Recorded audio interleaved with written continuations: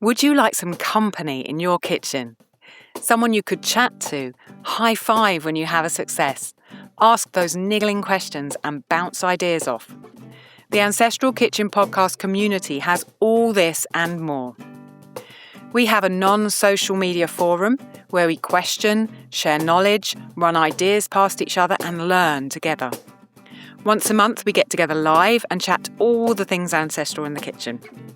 There are extra private podcasts. Get more of Andrea and me talking intimately to keep you company. And there are many helpful, inspiring downloads. Come and feel part of something, reveling in a community that cares about the same things that you do. There are 5 levels of involvement to choose from, depending on your budget, and every penny that you pledge goes to helping Andrea and me to continue this work, supporting everyone else who wants to cook this way, changing the world one plate at a time. Eggs seem the simplest of foods, right?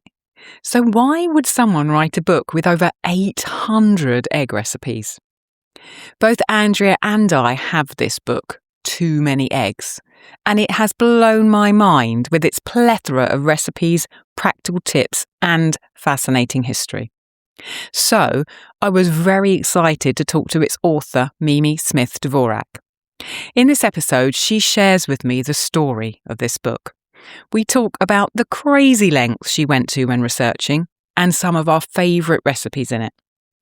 We also talk about the practicalities of eggs, with some really helpful information on how to work with them, including a deep dive into mayonnaise with her expert tips from having made it over and over again. Along the way, we talk about sustainable food, her incredible historic cookbook collection, and much more. This is a fun episode, and with a book that you can buy as hardback or download free as a PDF from tooManyEggs.com, you'll never look at eggs the same way again.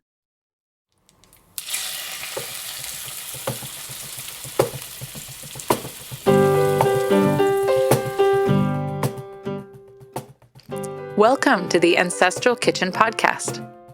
I'm Alison, a European town dweller living in England. And I'm Andrea, living on a family farm in Northwest Washington State, USA. Pull up a chair at the table and join us as we talk about eating, cooking, and living with ancestral food wisdom in a modern world kitchen.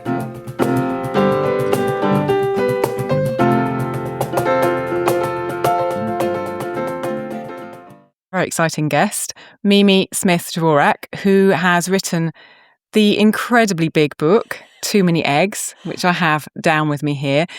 Both of us have your book, Mimi. Both Andrea, my co-host, and I have it. Oh, okay. And we both love it. And I know that so many listeners do already have it. I've seen it on the shelves of supporters of the podcast when I've been to their houses. So here in England, I've seen it on definitely 2 shelves, as well as my own shelf, which is a good sign.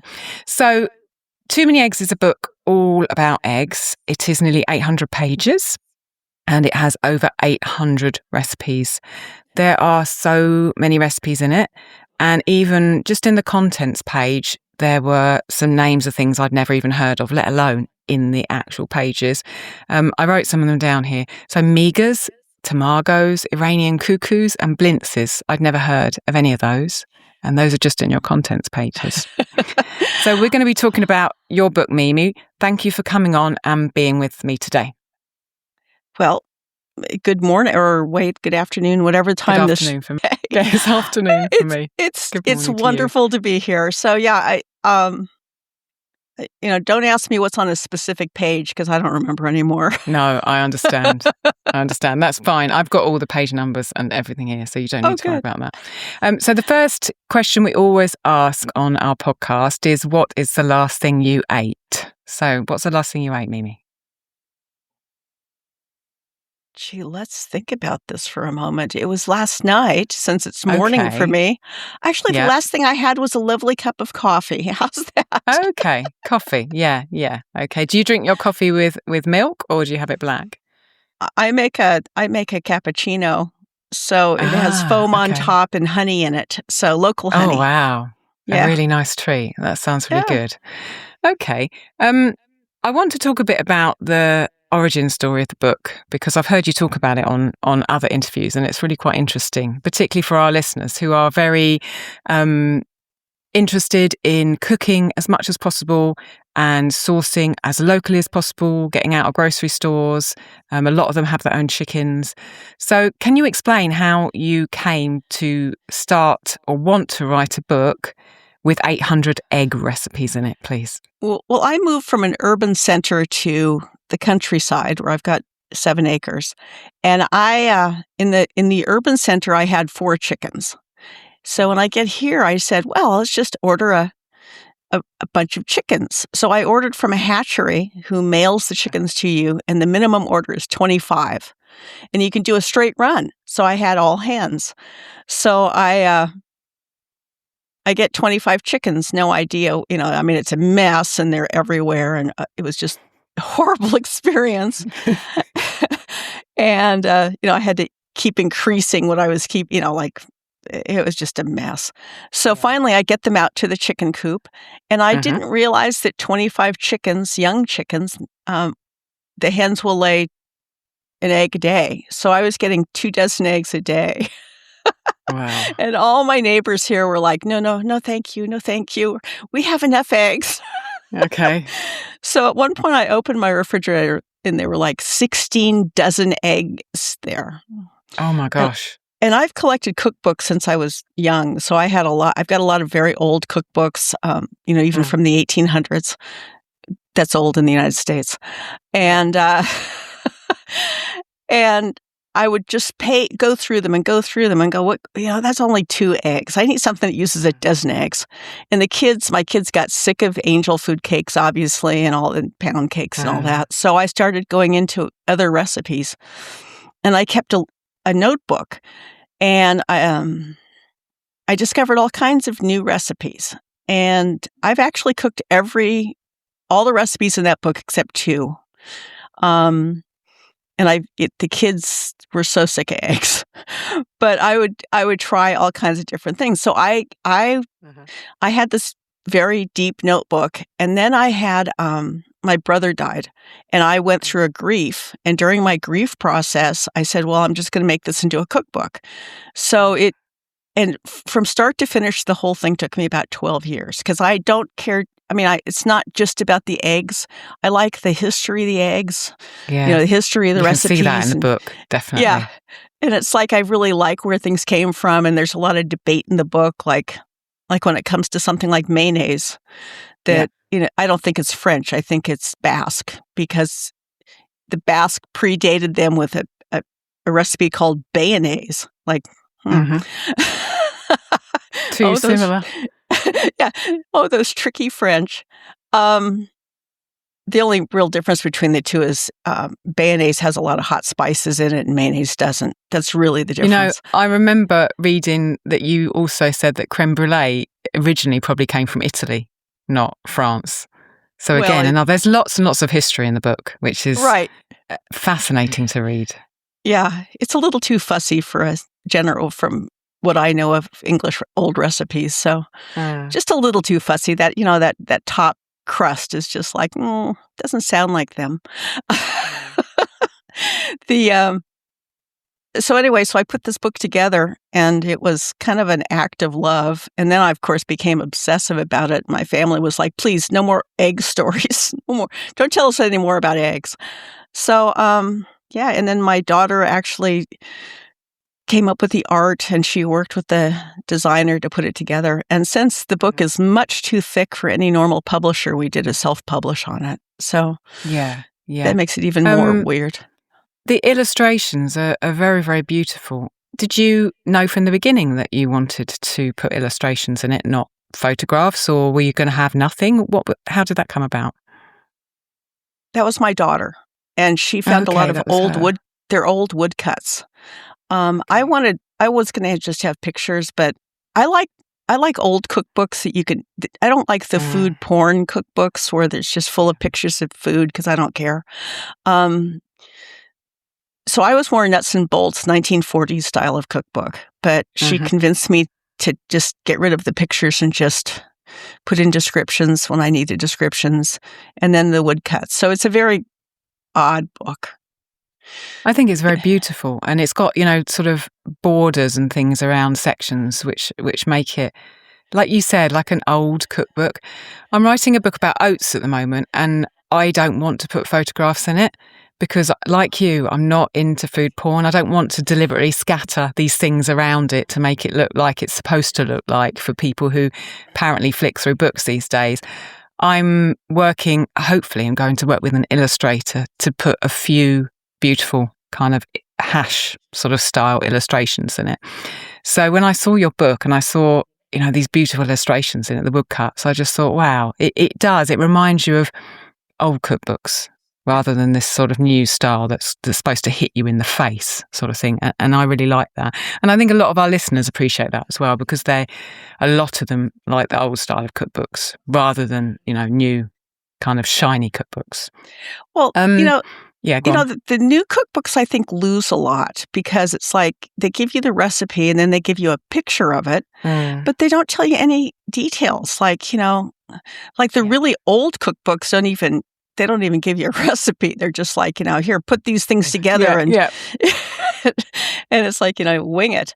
So yeah, I love old cookbooks, and I've got about 1,000 cookbooks here. So wow, I've made a note to talk to you about that later on in the episode.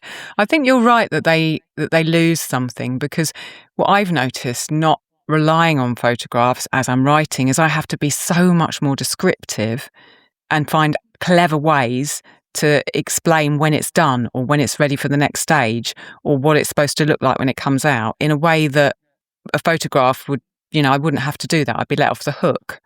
Right. And so it becomes more interesting to read, I think, because of that. And it makes me go deeper into what I'm doing. Well, cooking isn't, I don't bake. I'm not a big baker because baking is too much chemistry for me. Things have to be rather exacting. I'm more of a, jazz musician, improvisation.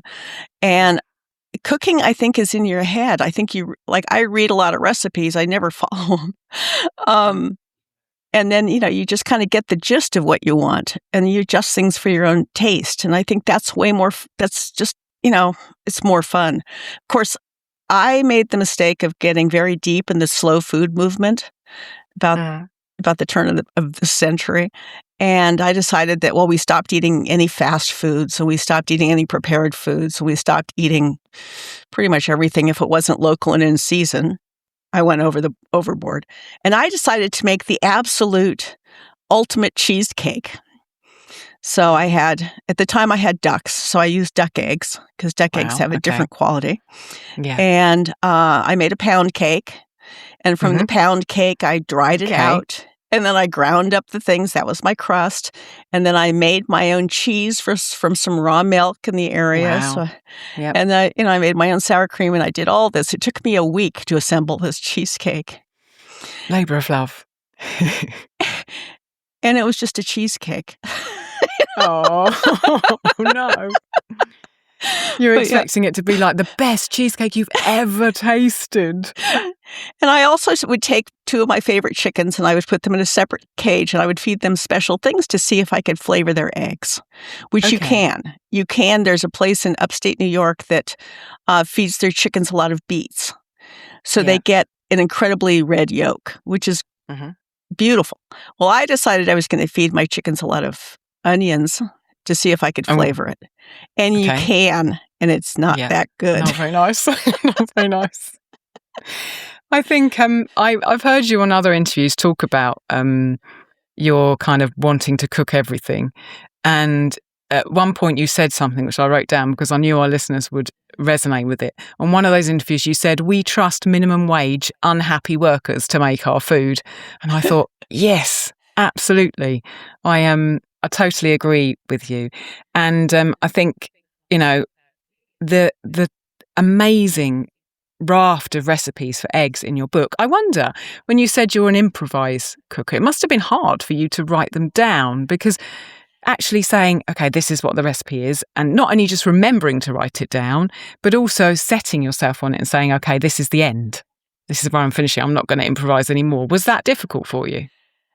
That was difficult. The other thing that was difficult was trying every way in the world to cook hard-boiled eggs to see which one I could get the shells to come off. Okay. So, I mean, I pierced the thing. I put in baking soda in the water. I Yep. put vinegar in the water. I did all those things. None of them work. But what works is steaming the eggs. Instead of boiling them, you steam them. And then the second they're done steaming, then you plunge it in cold water. And of course, if you want to peel a lot of eggs easily, you shake the pan. It's the old military way, and you crack all the shells. That works. So even with really fresh eggs, that works? Yeah, it will. Yeah. Okay. I mean, yeah. Interesting. I mean, I tried everything, and the kids were just like, more hard-boiled eggs, please. Because they've got to eat everything. Yeah. But I did use my grandmother's recipes for making hard-boiled egg cookies, which is just, my grandmother was German, and it's a German recipe. And she would always go, well, if I know you're going to snack, so there's like 2 eggs in every cookie pretty much. Okay, decent. Yeah. A decent snack. Yeah. Okay, let's take a quick ad break, and I will come back with some more questions.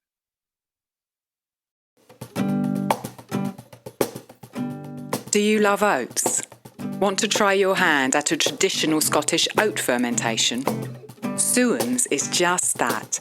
It was made in Scotland for centuries and will give you both a creamy, easy-to-digest porridge and a tangy probiotic drink. My video course, Suhan's the Scottish Oat Ferment, over at the Fermentation School, will guide you through everything you need to know to create these 2 ancestral foods in your own kitchen, no matter what equipment you have.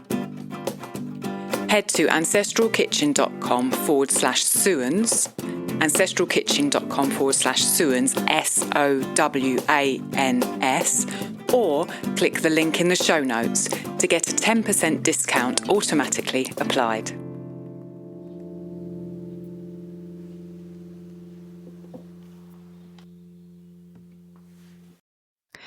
Okay, so one of the things I love about Too Many Eggs, which we've put in our bookstore for the podcast, you can also buy it on your site, but there's also a free PDF version available to download.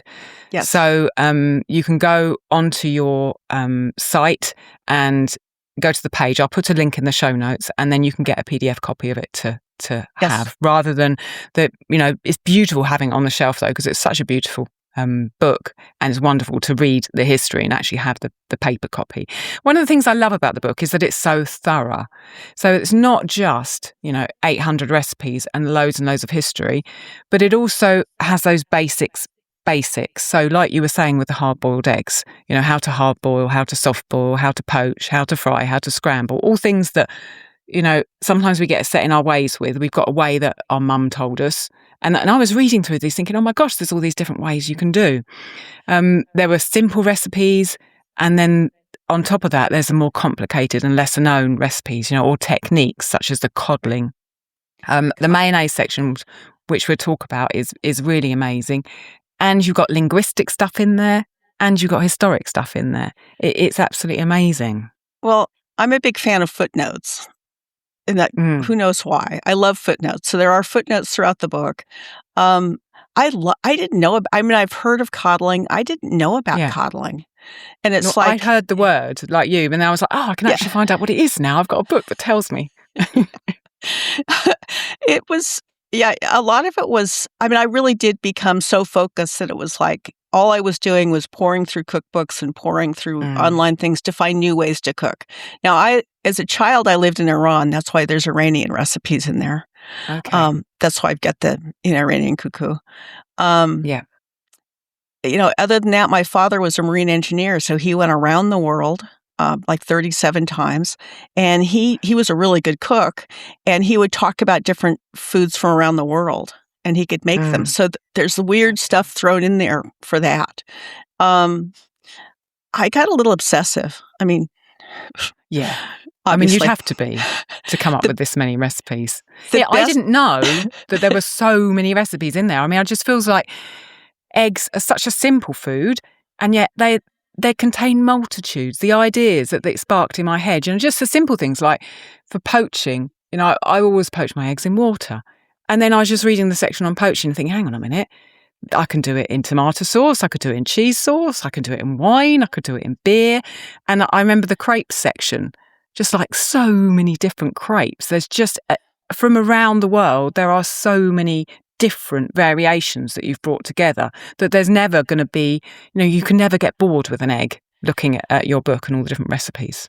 And I absolutely was delighted with the French toast, or pan Perdue is the New Orleans version of it, which is the Poor Knights of Windsor.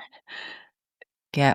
It's the same recipe. And then same thing, yeah. It's exactly the same thing. And I was just, and then the fact that in parts of the world, they eat it as a main dish with ketchup. And I was like, okay. So yeah, it was fun. It was really a fun thing. And I would then now the drink recipe section is the best. I've thoroughly tried those. Okay, excellent. So what's your favourite recipe in the book? Do you have a favourite recipe from the book, or has it changed? Kind of. My very favourite recipe were the savory bread puddings. Okay. Because I didn't know about those. I mean, that's not an American thing at all. And a savory bread pudding, you can feed an army with stale bread and eggs and leftovers, whatever's left over in your refrigerator. And then the other one that we don't have in this country is, although we just don't have it, is Scotch eggs. Yeah. Yeah, which are just I was lovely. going to I've got a note about Scotch eggs because I was going to talk to you about it. So the Scotch eggs, I remember reading about it and you saying, that they're a pub kind of speciality in England. And in the south of England, all the old pubs, that would have been there a couple of 100 years ago have all been taken over by multinational conglomerates or companies that basically own lots and lots and lots of pubs and then have a food menu. And not so many of them sell Scotch eggs. And so I was going to say, Scotch eggs aren't really a thing in pubs anymore. But then I went to York last month and I was walking through York and I saw a pub there and it said traditional Scotch eggs on the window, like as a thing. So I thought, actually, there are still Scotch eggs in this country sold in pubs, at least in York, definitely. I love Scotch eggs. So Scotch eggs, for people who don't know what they are, they're basically a hard-boiled egg. And then surrounding that hard-boiled egg is generally a meaty kind of paste, which you sort of pack around the hard-boiled egg, and then you cook those so the meat around the side gets cooked as well. And then you can flavour that meat with anything. In England, traditionally pork was used around the Scotch egg and often breadcrumbs around the outside of that. You've got recipes for a Nigerian, a Chinese one. Now, I actually tried the Nargisi kofta, I'm probably pronouncing it wrong, which is a Scotch egg, which is kind of Indian with coriander and things in it. And for a long time, I got the book and I was like, right, that's the first recipe I'm going to try. And absolutely loved it with lamb wrapped around. So, yeah, I'm a fan of those Scotch egg recipes too. Yeah, they're, for here, I was like, look, they're great for the Super Bowl, for our big, sports events because they go great with beer. Yeah, absolutely. Yeah. That's why they were a pub favourite, isn't it?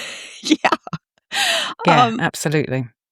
That was one of my, and then I really like quiches, so I make a lot of quiches. Okay. So my tastes have evolved because I now I've developed an allergy to wheat proteins. Okay. So I don't do bread anymore. So I was really glad in the book I had recipes to do quiches with like a mashed potato crust instead of a normal crust. Yeah.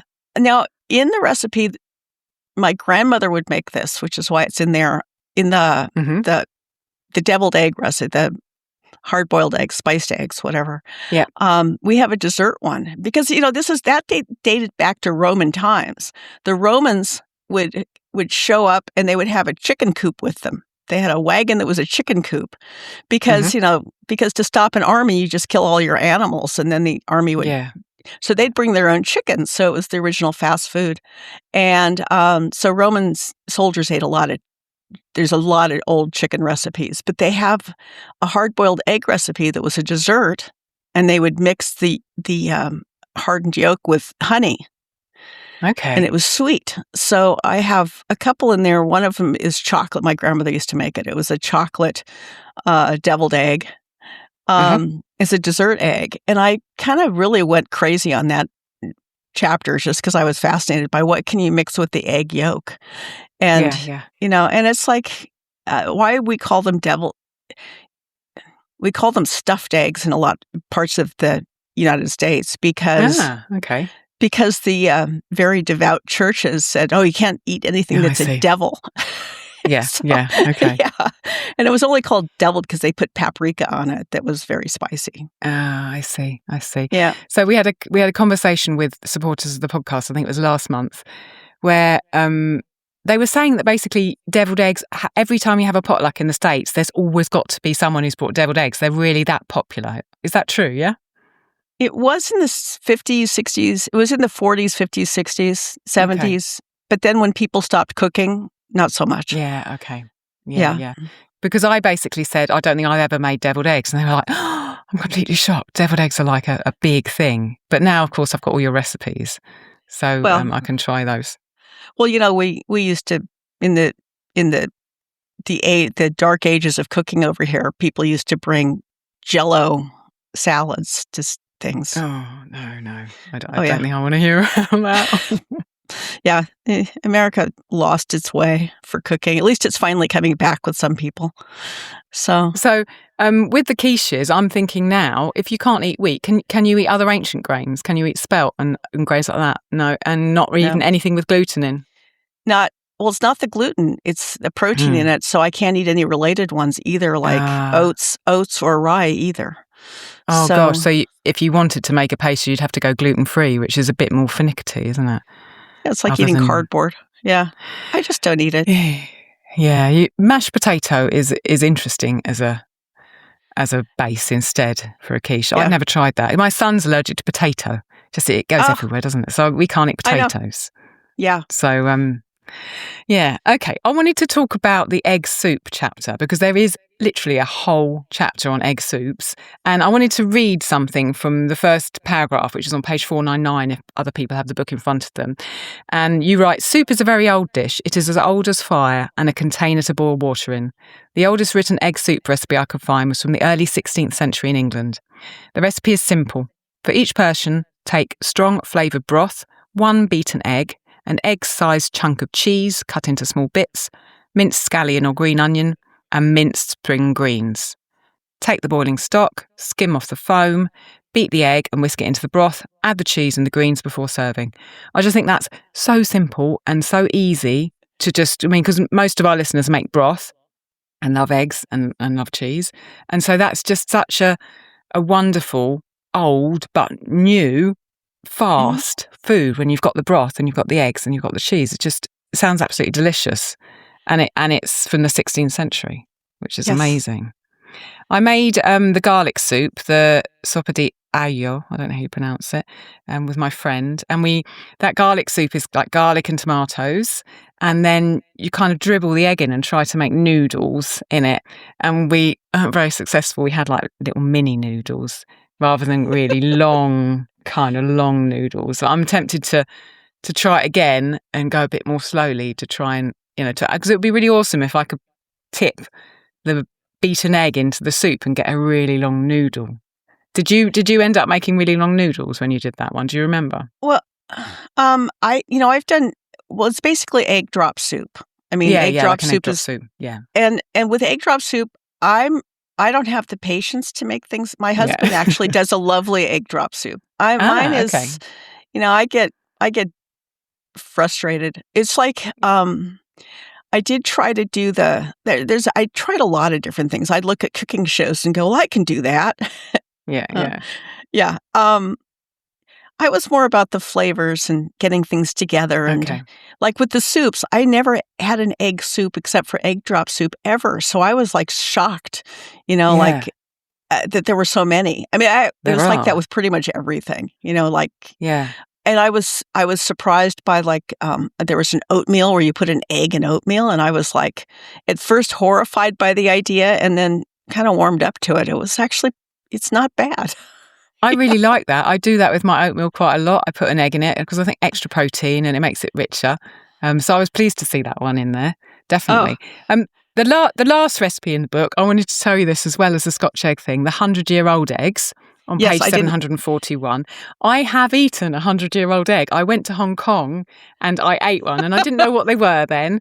And we ended up, we were supposed to go to the one restaurant, but we ended up going in the door next door by mistake in a restaurant that we didn't know we were going in. And the food was really unfamiliar. And then we had these 100-year-old eggs put in front of us, which are brown. And obviously the white bit has a different colour brown to the yellow bit, even though they're both brown. And we were told that they were 100-year-old eggs. And we were like, because they're not 100 years old. That's just the name. But I wanted to tell you that I'd actually tried a 100-year-old egg. Yeah. In real life. That's the recipe I didn't make in the book because I was like, as I said, my father was a marine engineer, so he went around the world. Yeah. And my father was a big thing of like, well, if they can eat it, you can eat it. Not one of my favorite things he'd always say. And so, I mean, I've had ballots, which is the duck that's cooked in the shell when it's a fully formed duck.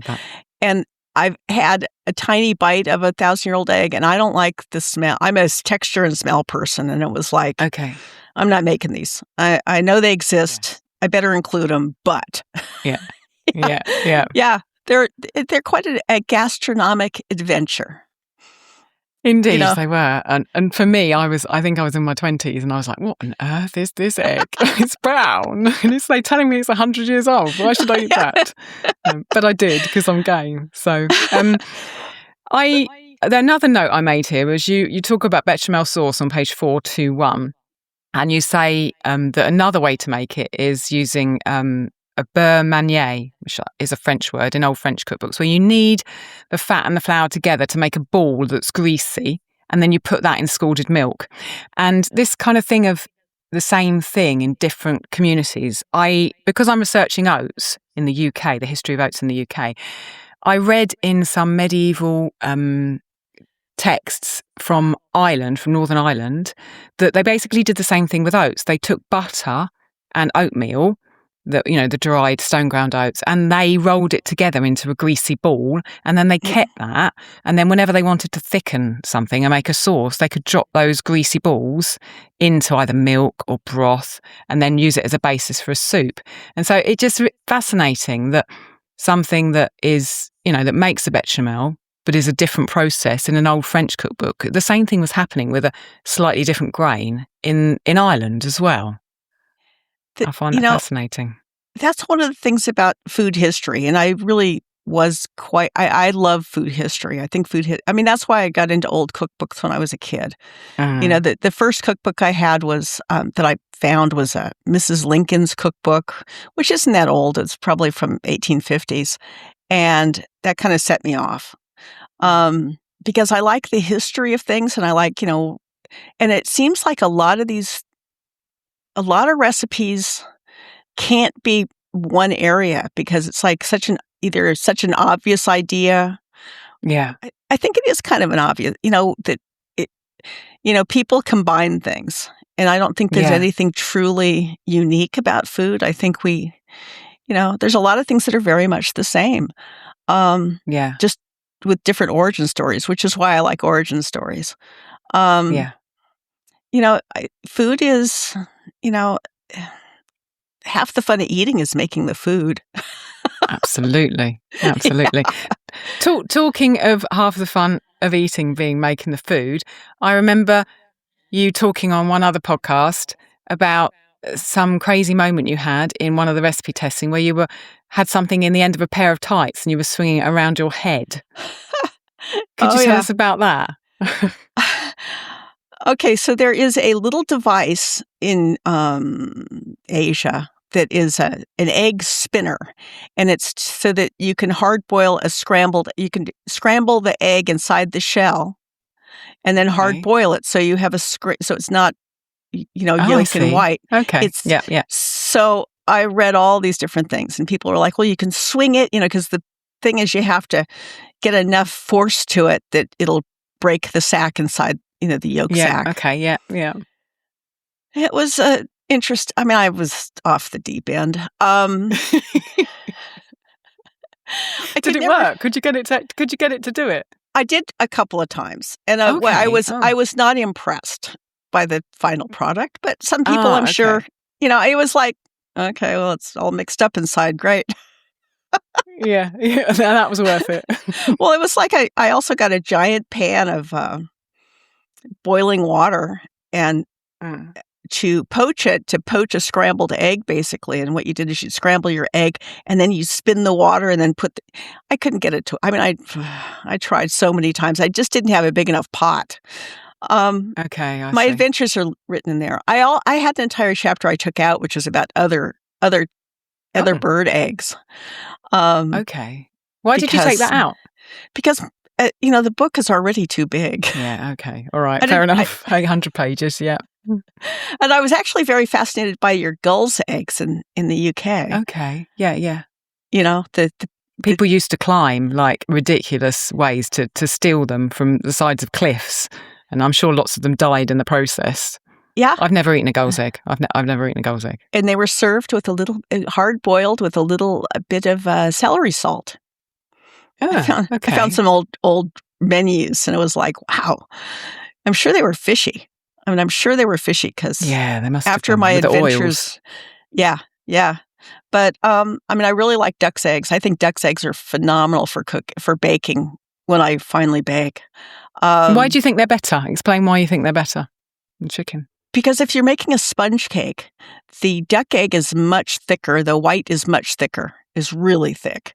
And it holds foam really well, so you can make a really good meringue out of it. And then the yolk is delicious. Now, to eat it just plain, it's kind of chalky. But in a baked good, it's fantastic. Or with French toast, it's really good. I like duck eggs a lot. They have their place in the world. They make a very nice... like if you're using a hard-boiled egg as a garnish or something, it has just a little more texture. And it's good in a good deviled egg sandwich. I've eaten duck's eggs. We have them at the market here, and one of the sellers regularly has them. And of course, they're like, they're huge. And my son, who's 12, is just like, look at that egg. So I do buy them, but I've only ever had them cooked really simply. So I've only ever fried it or boiled it or scrambled it. And it's interesting. I haven't ever put it in anything baked. So I'm interested to have a go and see what it does. Do French toast, but do a French toast with an almond extract instead of a vanilla extract. Okay. It's really good. Yeah, that's one of my... I miss that. Yeah. Thank you. I use duck eggs. I had ducks and chickens and geese, and I love goose eggs, but geese only laid in the spring. Turkey eggs are really interesting, and they only lay in the spring. I've had emu eggs, which is a little... Oh, my gosh. I haven't had an ostrich egg just because we don't have ostriches around here. But, yeah. The emu egg must be absolutely humongous. It's kind of fun. It's like, you only have to crack... It's really hard to crack the egg. That's the hardest part. I don't know how you crack it and keep the yolk intact. Yeah. But it's fun. It's like, the eggs are... people eat eggs. I'm sure. I have parakeets. I always look at their eggs going, But you've never stolen one. I really like quail eggs. I'm a big fan of quail eggs. I think they're lovely. Yeah. Yeah. Peeling them's a little hard. The only thing, I know from trying to crack duck eggs that the shell is much harder than a chicken egg. So I can only imagine how much harder an emu shell is to a chicken egg. It must be really quite tough. I would always blow my duck eggs, put holes at either end and then blow them out. Ah, okay. Because why do you do that? Because they became Christmas ornaments. Oh, I see. We would decorate them. Yeah. Yeah. It is pretty. Well. Okay. So talking about the crazy moment with the tights, did you, you must have had disasters in testing 798 recipes or more than that. What other disasters, or what disasters did you have when you were testing the recipes? Well, from having all the chickens, I learned really quickly about always floating my eggs to make sure they were good. Okay. Because there's nothing quite as exciting as having an egg explode in your kitchen. Oh, Quite aromatic. yeah. I had lots of disasters. And, I threw out more than a few eggs. But, I had a never-ending supply. I would usually feed the disasters back to the chickens. Okay, so they got to eat what went wrong. It was my perpetual motion machine. Yeah. Yeah, go on. Well, the one thing about eggs are very forgiving. So it's hard to wreck an egg. And I have. The hardest chapter to cook is I was playing around with hard boiling eggs on the barbecue grill because wow. Americans are nuts about grilling and smoking. Yeah, barbecuing. Yeah, and so I read a lot of recipes, and I would burn eggs regularly on the barbecue grill because I wouldn't wait till it was cool enough. And then for a while I was hard boiling the eggs and then cracking the shells, and then I would smoke the eggs. Okay, and that sounds nice. To make pickled eggs. Yeah. I don't like pickled eggs, but I would try these different recipes, and I routinely just ruined the egg. It was just like, a little too much hickory on this. Yeah. And did you give those ones to the chickens? Oh, yeah. Yeah, my chickens got... They just eat it. So now, the books, you published the book quite a while ago. Have you still got the chickens? Are you still eating eggs or not? I don't know. The survivor finally died a few years ago. That was the last chicken. Where I am, we've got a lot of predators. So it's difficult. Yeah, we have everything up here. I kind of got sick of chicken eggs, so I haven't. I picked them up from some of the honor farms around here. An honor farm is where they have it out for sale, and there's got a little money box, and you shove your money in. So I go to all the various honor farms when I need chicken eggs, and I do that. And my neighbors have chickens, so now they're giving me eggs. But I'm a little off eggs.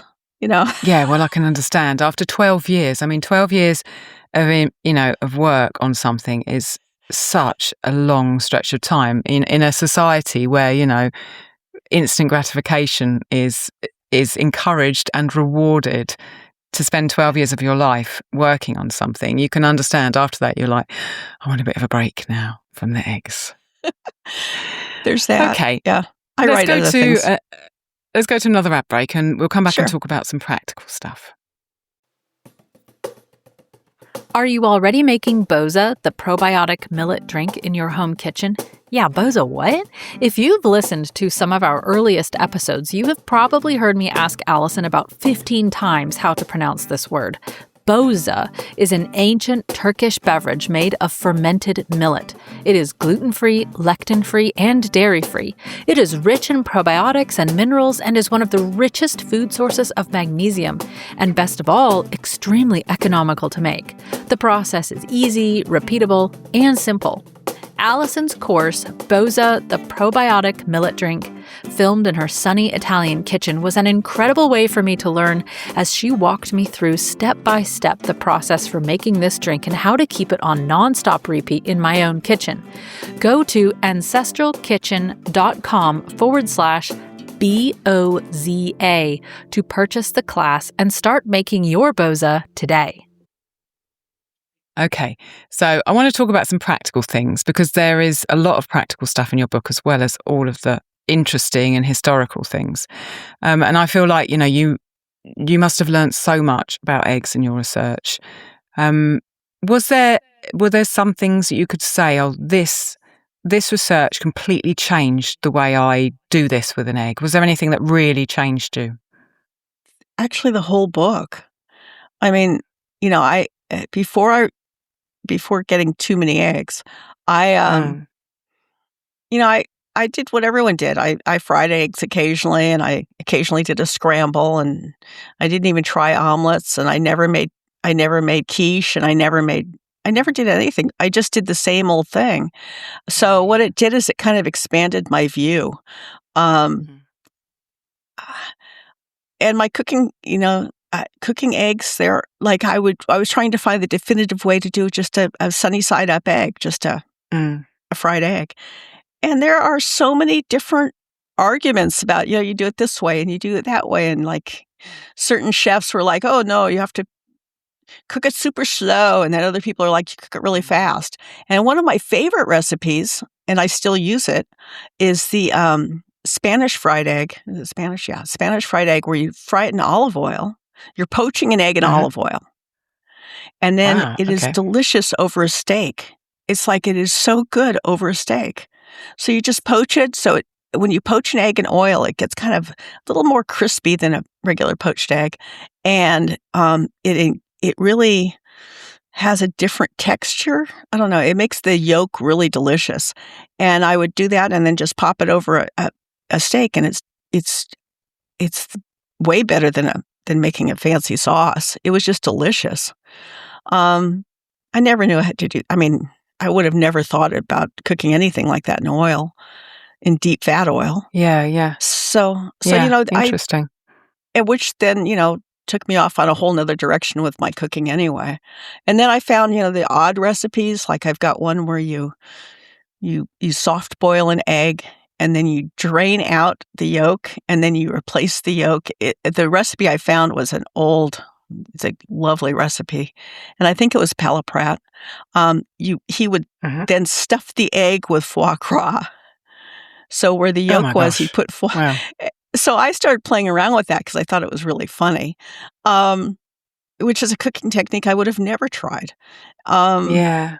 So I started really experimenting more with all my cooking, which was fun. You will notice that there are no ice cream recipes in the book because I really don't like ice cream. Okay.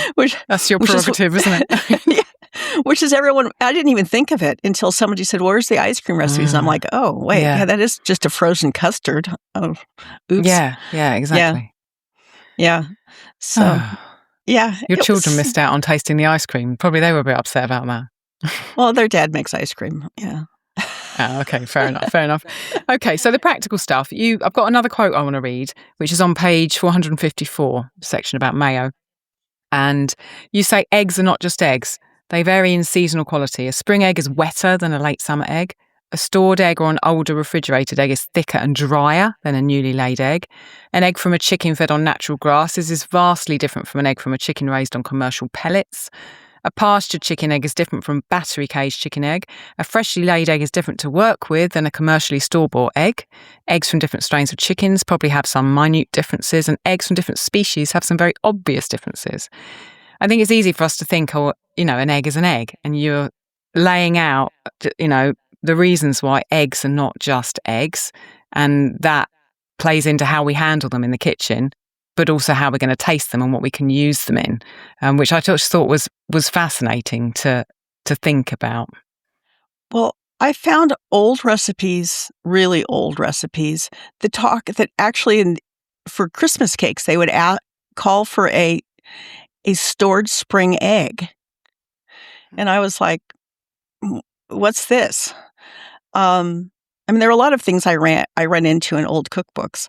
And I always thought that was like, it kind of set me off because it's like, well, yeah, I would think that if I stored an egg in one of the old cooking, old storage techniques of either putting it in water glass or putting it in straw and laying it down from spring until winter, that egg would lose a lot of its characteristics. The yolk would become harder. So I read as much as I could and I researched as much as I could about it and found that there's different characteristics of eggs that are fresh. And you do see the difference. A chicken that's eaten a lot of greens and bugs in the spring, is a different egg than the ones that you get when right before they go into their molting season, if you let your chickens molt.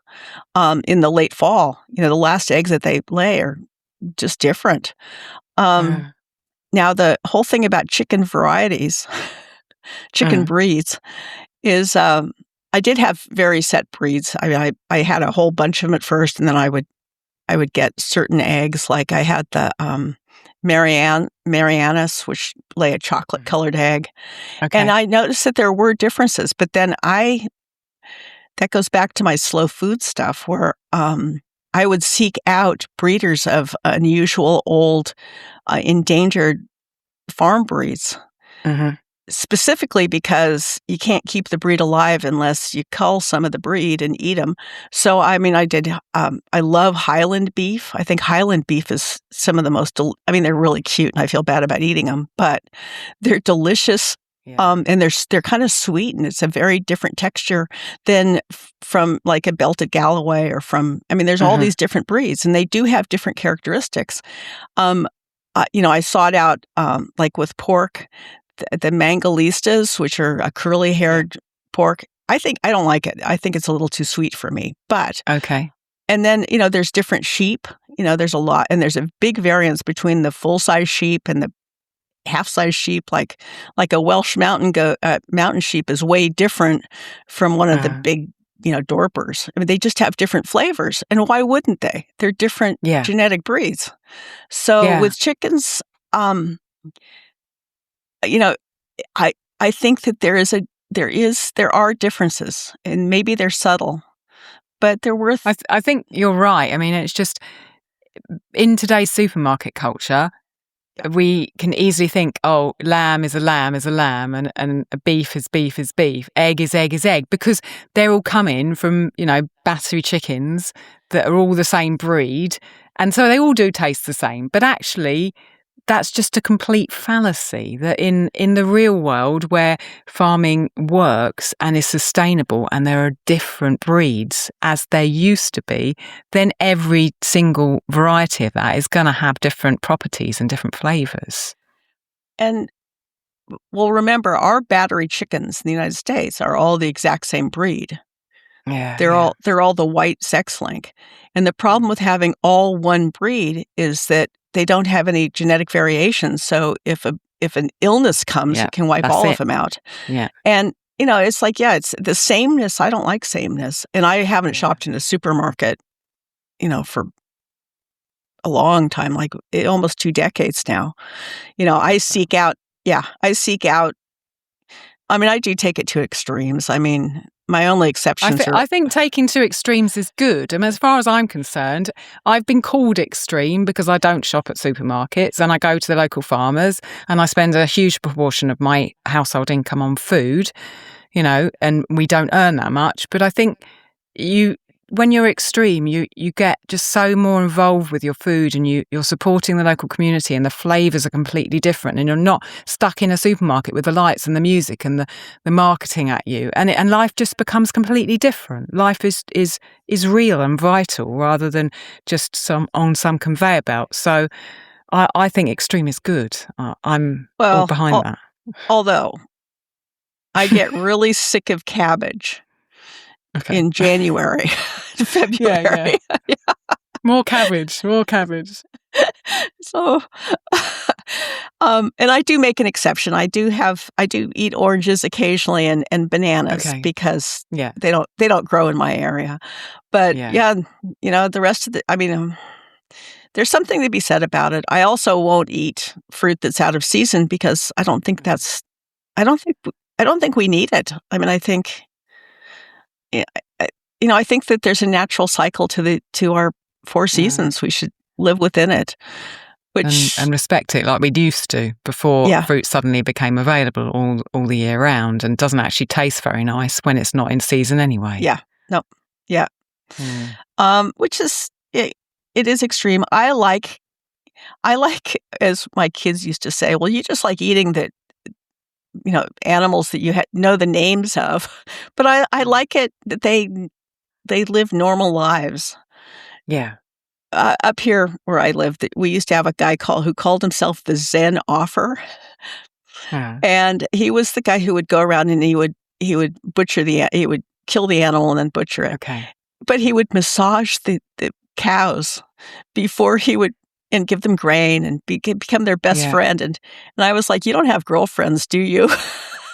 Because I don't trust anybody who would massage you before they killed you. Oh, I've got some really good practical things that came out of the book that I want to include here. So, apart from the different types of eggs, I learnt that eggs are easier to separate when they're cold, which now I'm thinking, because sometimes I can do the egg separation, but sometimes it goes wrong and it's really annoying when it does. You also taught me that whisking whites in a copper bowl is the best way to whisk egg whites, and you can use cream of tartar or lemon juice. Make sure there's no fat in the bowl. So, often my bowls have like little tiny bits of fat because I've been making lard or making something else in them, I wanted to ask you how long you leave uncooked eggs out. How long would you leave eggs out? And when you've cooked those eggs and they're hard boiled, would you leave them on the counter or do you put them in the fridge? How do you feel about storing eggs, both raw and cooked? Well, okay, if a chicken egg is laid, fresh laid, never been refrigerated, you don't have to refrigerate it. I mean, people don't for a week, 2 weeks. I'm in America. We're supposed to refrigerate everything. I had a deli here for a while, and they make you things that aren't supposed to be refrigerated, like Okay. Yeah, everything has to be refrigerated here at 40 degrees. But you can leave them if they have never been refrigerated. If they've been refrigerated, you can't leave them on the counter. They'll spoil. And I'm not sure why. Okay. And I could never figure that out. As far as after you hard boil an egg, you want to get it as cold as possible. So plunging those eggs into ice water is a great idea. Then you refrigerate them, because part of what separates it is that sudden jarring of cold after they've been in hot water. Okay. So that helps them peel. Although I like to shake the pan. And then you just let them sit in cold water. Crunch up the shell. Yeah. And then afterwards, how long would you keep hard-boiled eggs in the fridge? Supposedly you're supposed to be able to for a week. I don't like them after a day. That's just me. Interesting. Yeah. Okay. I think they get rubbery. I think they're like old Jell-O. Okay. I haven't kept mine for a week, I don't think, but I've definitely kept them more than a day. Just because they're so practical, I can just put them in, do like 8 at a time, leave them in the fridge, and then I've got dinner when I'm in a rush, it's just there. No, I'm sure it's fine. I just, I'm a texture eater. So if anything, you said that. Yeah, it's probably it's a mental deficit on my part. There's a lot of things I won't eat because I don't like the texture of them. So, but I think that's fine because kids. You're allowed to. Yeah, you're allowed to do that. If you don't like the texture of it, you've got to enjoy your food. And if you don't enjoy it, then don't leave your eggs in the fridge for more than a day. I'm with you on that. Yeah. Okay. Let's take another break, and I want to come back and talk about mayonnaise. Milling your own grain is all well and good until you learn it takes several hours leaning over a heavy stone quern just to produce enough flour for a few pancakes. Well, we say no to that. Enter Mockmill, the modern and ancestral way of stone grinding your grain without an entire village of sisters at your beck and call. Learn about grinding your own grain and using it for baking by visiting ancestralkitchenpodcast.com/milling to read our Guide to Milling Your Own Flour. You will learn about surprising savings and health benefits from home grinding and why Allison has so heartily recommended the Mockmill. Wait, Mockmill does not give referral links. They simply look to see what website a customer traveled from when purchasing their Mockmill and then give a generous referral to us in your name. If you are investing in a Mockmill, please visit ancestralkitchenpodcast.com/milling to shop, and the referral does not cost you a thing. If a family member is purchasing a Mockmill for you, after you promise to make them loaves of bread for the rest of their life in gratitude, then make sure they click ancestralkitchenpodcast.com/milling and travel directly to the Mockmill link provided there to make their purchase. We are thankful for you remembering us when you shop, and we will raise a piece of toast in your honor. Okay, so the mayonnaise section, if people are looking at the book or the PDF download, it's on page 452. And the mayonnaise section is absolutely amazing. And again, I've got another quote here about mayonnaise from your book, where you say mayonnaise was a popular sauce for pairing with a wide variety of foods, was used in many ways and had abundant variations. Much of this variety has been lost because of the ease of opening a jar. we have become so imprinted on the Hellmann's best food standard flavour that we overlook the delight to be found in fresh homemade mayonnaise. And I grew up with Hellmann's mayonnaise. My mum never made mayonnaise. And the first time I made mayonnaise, I was like, oh my gosh, this is amazing. It tastes fresh and alive and, I don't know, creamier and softer and just a completely different food. And I think, well, what are Hellmann's doing to this jar of white stuff, that you buy in the supermarket? And so I loved it that, you've got a whole section in your book that's just completely dedicated to mayonnaise. That made me smile. I was so outraged when I read some of the marketing reasons that they would give that women on their periods shouldn't make mayonnaise because it'll fail every time. Like, I'm really? sure I've made it. I'm sure I've made I know. it. I know. It's I know. So, I like the fact that you can use other oils besides what we use here is the soybean. The rapeseed oil is what's used heavily here, and I don't like rapeseed oil. Which is what's the canola. Canola, Yeah, I don't like canola oil. I don't think canola oil is a good oil because it's only hexane extracted, which it's a jet fuel. It's like sure there's some left in it. So it's some byproduct of some industry which we shouldn't really be eating. Yeah, right. And the stuff grows everywhere in Canada. It's just a weed, and that's why it's called canola because it's Canadian oil. I like playing around with different oils because, I like it, and I don't think it's in the book because I did this after the book was done. I like some of the seed oils, like pumpkin seed oil. Oh, okay. So I started using a little bit of pumpkin seed oil in it, and it would just, it gives a whole new, and you could play around with it and you can tailor it to your taste and to your meal. Food pairings is very interesting. So I kind of went crazy on the mayonnaise chapter. It is in a different format. Yeah. Go on, carry on.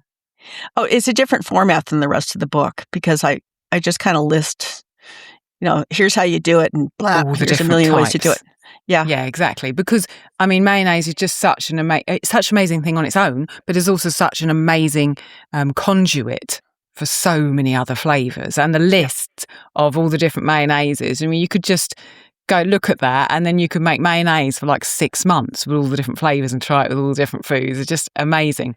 I wanted to talk a bit about actually making mayonnaise because I know that we've had questions about that on the podcast and in our community that a lot of people struggle with mayonnaise. And the clearest thing in your book about making mayonnaise, because there's there's whole paragraphs on making mayonnaise.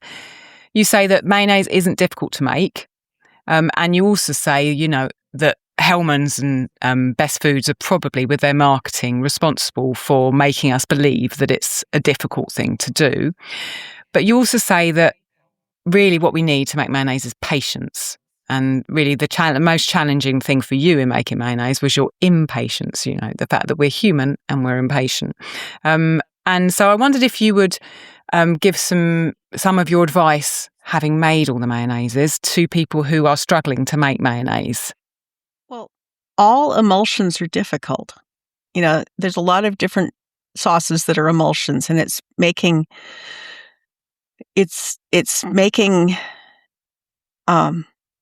in this case eggs absorb oil, and if you try to push it too hard, it'll break. It'll turn clunky. It just doesn't. It's weird.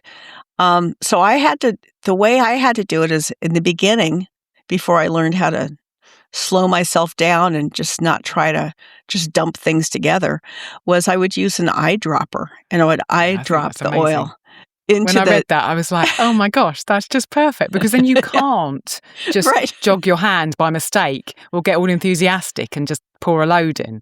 Right. So, And that's just it. It's learning how to, you just take the time to learn how to make it work and back off when you see that it's not behaving, when it's not creamy, when it starts looking funny. But I think that, I'm an impatient cook anyway. So it's always good for me to. That's why I don't bake, because to me baking is like, Yeah. I have to Okay. measure things. It's chemical processes. I think part of it is that you can't cook as if you're starving. You have to stop Yeah. and give yourself time to imagine the flavors, and it's cooking is it's not an art, it's a soul experience. You really do have to. Absolutely. You just have to let it tell you instead of you tell it. So, Yeah. and there's a lot of, it's like baking bread, which I also don't like to do. But when it comes to baking bread, it really matters what the weather is and everything. Everything changes the it. humidity, Yeah. Absolutely. Food's a living thing. It isn't just a thing. It's And the more we become kind of part of it and touch it and feel it, and like you said, the patience. It's almost like the mayonnaise is teaching you to learn patience. Because really, we've all got to learn patience. It's not just you and me. I'm sure that everyone else listening is like that. And mayonnaise can be a routine in which we can learn patience. It can be a method for that. And it also is, if you're in too much of a rush to make mayonnaise, you don't really need it. Yeah, absolutely. And that was the hardest part for me to learn, because it's like I'm so used to just, I'll just go get the jar. But when I insisted that I only make mayonnaise myself, there were a lot of times I was like, I don't really need it to mix with tuna fish. I'm fine. I'll just eat the tuna fish. And that's the joys of getting older. Yeah, you can slow down. So what oil do you use now for your mayonnaise usually? Or I use olive oil. Still... I use olive oil for almost everything. You need a very mild olive oil, because if it's an olive oil that has too much of a bite, that comes through, and I don't like bitter. that. Yeah. I have read that if you mix it with a machine, it becomes more bitter. Have you experienced that? I only made it with my blender a few times. Okay. I don't like it. I kind of have gotten away from most of my machines. They're all here, but I don't use them because You're not using them so much. Yeah, I just like touching. I'm only cooking for myself right now, so So I take more time. I make elaborate meals for no apparent reason, and you can tell because I'm hardly thin. One other thing, you said, patience, and then you just said practice, make it routine. And, the more you say no to the jar of Hellmann's mayonnaise, the more that you are doing it yourself, then it becomes part of your routine. And it's something, slowly we do all these new things, and the more we do them again and again, they become part of who we are. And then we know how to do them. The other thing in the mayonnaise section that made me laugh was that you wrote that it could be used as a wood furniture polish, which I have never done. And now I want to know. You just say, wipe it on, let it stand an hour, then wipe it off and stains come off. So I'm looking for a listener who's got some wood with a stain on it to try with some mayonnaise to clean it and report back and tell me if it works. Of course, I'm the person who's also painted stained wood with mustard. So. Oh, wow. Really? And I've made milk paint. Oh, yeah, I do. I go off on these tangents all the time. Milk paint, yeah, but I've never used mustard. I've made paint with eggs and egg yolk or egg white, and I've made paint with casein. But I've never painted with mustard. Did it go bright yellow? No, but it's a nice. I used it as a stain. So what I did is I put a very thick amount on and let it sit, and then wipe it off, and it was pretty. It was a nice color. It wasn't what I expected. For a while I was going. Well, I was trying to age wood because I wanted to age wood. See. Okay. So I finally, over that, I took steel wool and I soaked it in vinegar so that the steel wool just turned into a rust, and I painted that over the wood, which makes it become aged looking. So I was playing with different things to see what I could do. And I do these things just, I don't know why. My husband always kind of questions me.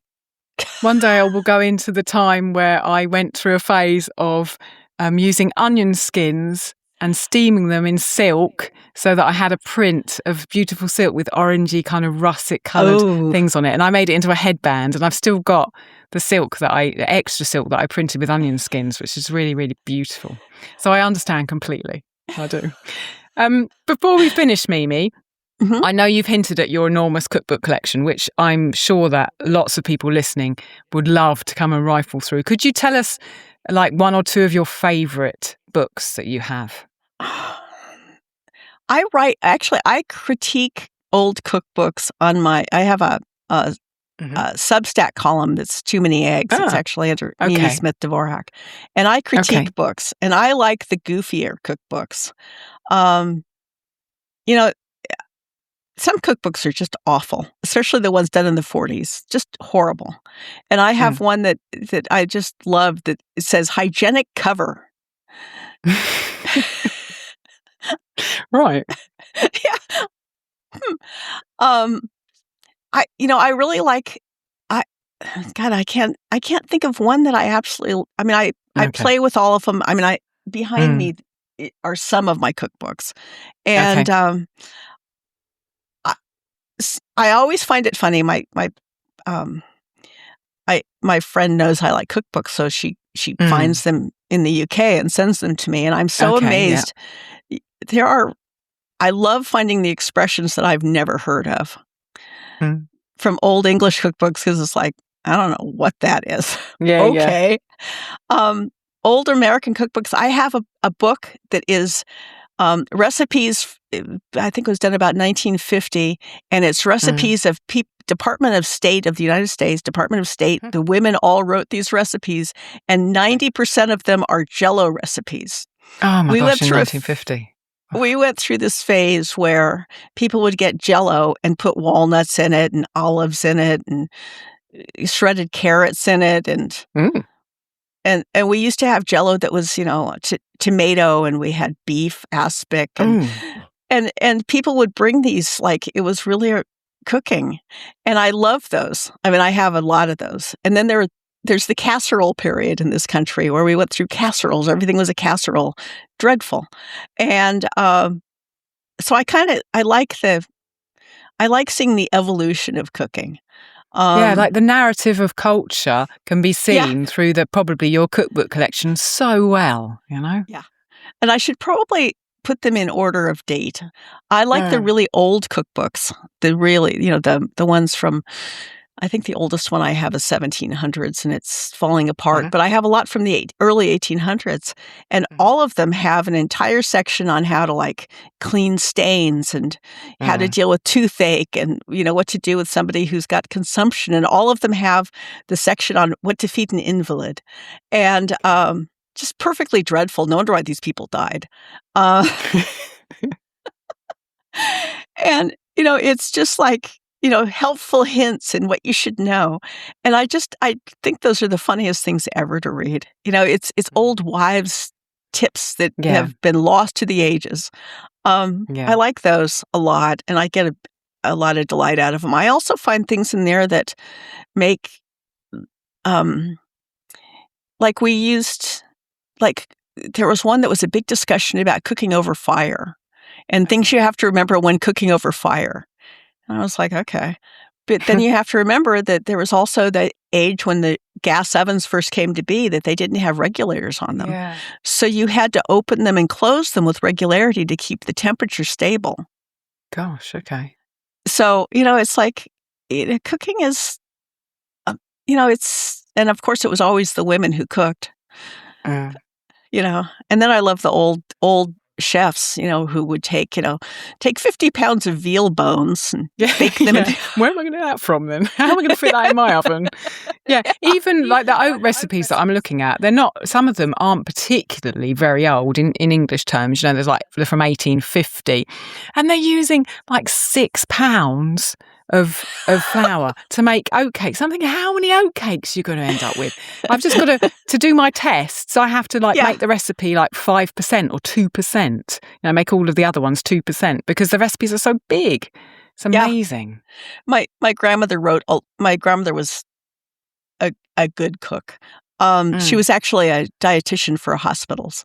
And she would write her recipes. And so I got really addicted to going to garage sales and I believe you call them boot sales. Boot sales, yeah. And finding old recipe books that people had written, usually from World War II era. And I just, like my grandmother's recipe for pfeffernuss says, take 5 cents of cardamom. I'm like, well, this is a math problem. Yeah. But how much was 5 cents worth in Back 1940? Yeah. And then how much would that be? I mean, I love recipes like that because it's like, it's fun. And then the World War II recipes are great. All the meat substitute foods. Yeah. Of which, my grandmother made lots of, even when I was a kid, she made lots of, she used oatmeal for meatloaf. A little teeny bit of meat and a couple eggs and then a lot of oats. Yeah, yeah. And it's like, I love, I like reading these old recipes because I just think they're goofy and fun. Yeah. And I've tried a lot of nut loaves and a lot of, and I right now I'm fascinated with catsup, except the other ones, the ones that still, we used to have hundreds and hundreds of recipes for ketchup, not just tomato. It was like mushroom and... I've seen lots of mushroom ones and walnut ones. And there were also... and all the dishes had little dabs and bits of things, like little chutney and a little this and a little that.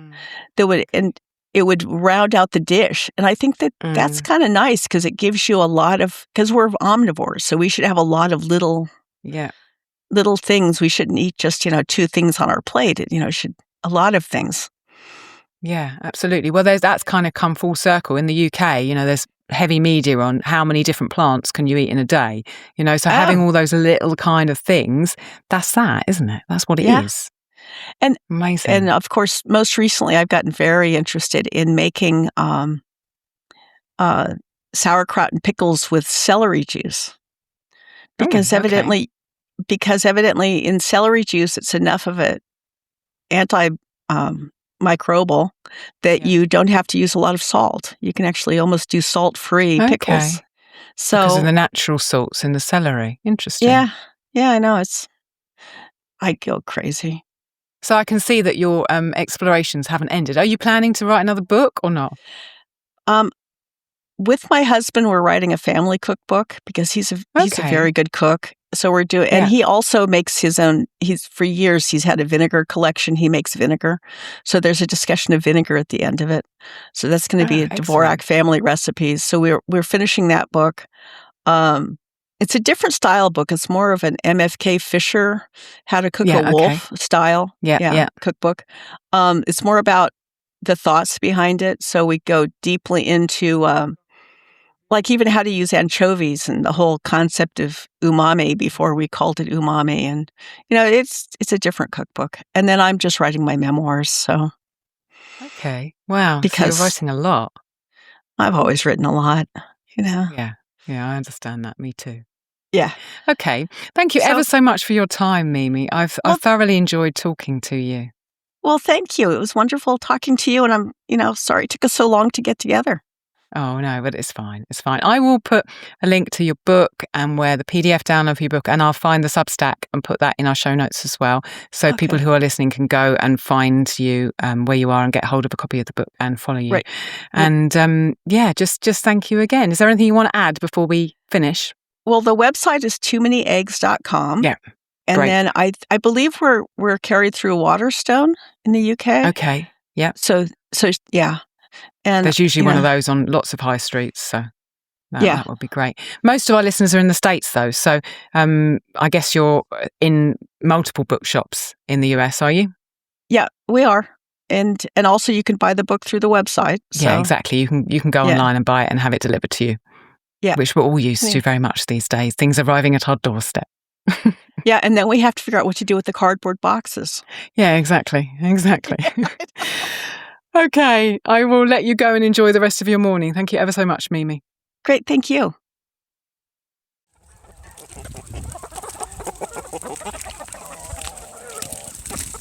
If you'd like to support the podcast, you can join our community.